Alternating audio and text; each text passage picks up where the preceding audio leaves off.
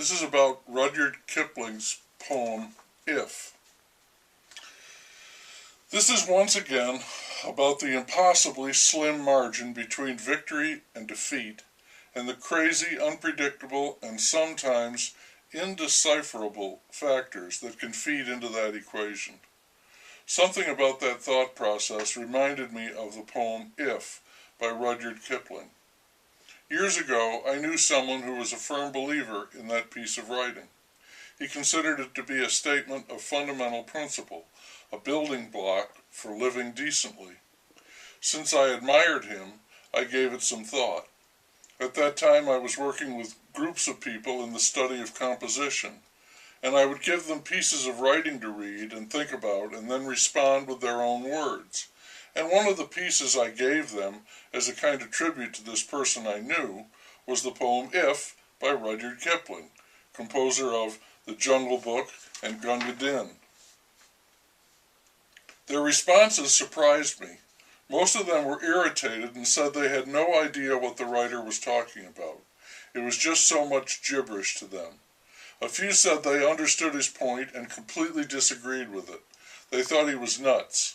And some said, I don't know how you could go on living if you really believed this. No one, not a single person, wrote in support of the piece. As I said, I was surprised by this. I still am. Since the game I watched the other day brought the poem to mind, I thought I would recite it here at the risk of irritating anyone who might be listening. That's a risk I will take. If you can keep your head when all about you are losing theirs and blaming it on you, if you can trust yourself when all men doubt you, but make allowances for their doubting you, if you can wait and not be tired by waiting, or being lied about, don't deal in lies, or being hated, don't give way to hating, and yet don't look too good, nor talk too wise.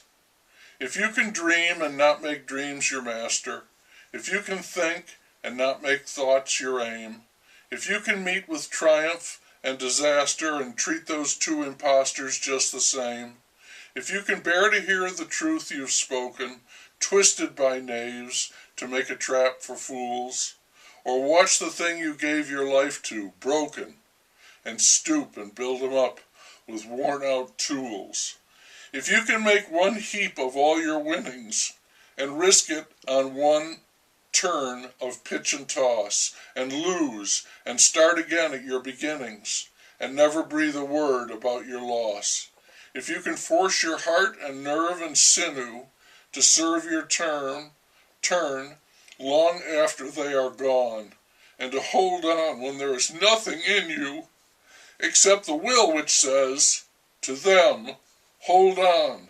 If you can talk with crowds and keep your virtue, or walk with kings, nor lose the common touch, if neither foes nor loving friends can hurt you, if all men count with you, but none too much, if you can fill the unforgiving minute with 60 seconds worth of distance run, yours is the earth and everything that's in it, and, which is more, you'll be a man, my son.